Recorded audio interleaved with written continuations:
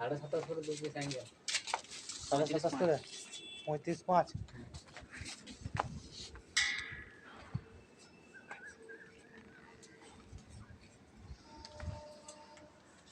এইখানটা তো ফাঁক করে দিছিস কেন রে?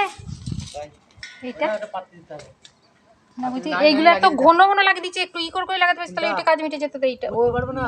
ও এটা পাতি লাগবে না? হ্যাঁ ওটা পাতি লাগবে। বলিস কি?